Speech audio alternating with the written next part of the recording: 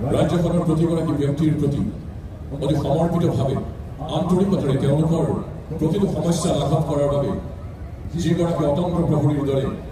অসমৰ মাননীয় মুখ্যমন্ত্ৰী সুদক্ষ মুখ্যমন্ত্ৰী ডক্টৰ হিমন্ত বিশ্ব শৰ্মা ডাঙৰীয়া অসমৰ জনগাঁথনিত মোৰ মনত পৰিছে সন্দেহযুক্ত লোকৰ আগ্ৰাসনত 2024 চনত অসম আৰক্ষী সেৱাত তেখেতে যোগদান কৰিছিল এগৰাকী প্ৰাক্তন নৱনিয়ন্ত্ৰী প্ৰবেশনাৰ মৃত্যুমা Basumatary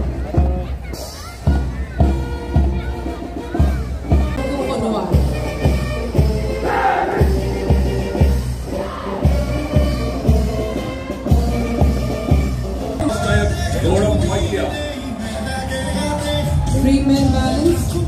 led by Ransnayak Gaurav Paikya. আমি এখন কৰ্মমুখী অসম নিৰ্মাণ কৰি আমাৰ অসমৰ ভৱিষ্যত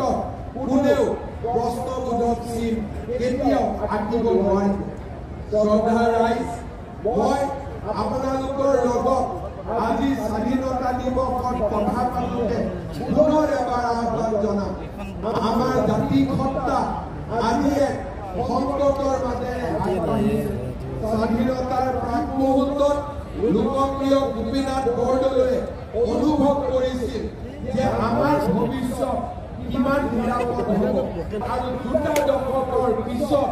এই স্বাধীনতা দিৱসৰ পতাকাও এজন অচিনাকি মুখ্যমন্ত্ৰীয়ে উৰুৱাব এয়া হৈছে অসমৰ ভৱিষ্যত আজি জনগাঁথনিৰ পৰিৱৰ্তনে অসমীয়া লোকক আমাৰ জনজাতীয় লোকক ভাৰতীয় লোকক 60%লৈ সংকুচিত কৰিছে 40 আৰু 60%ৰ মাজত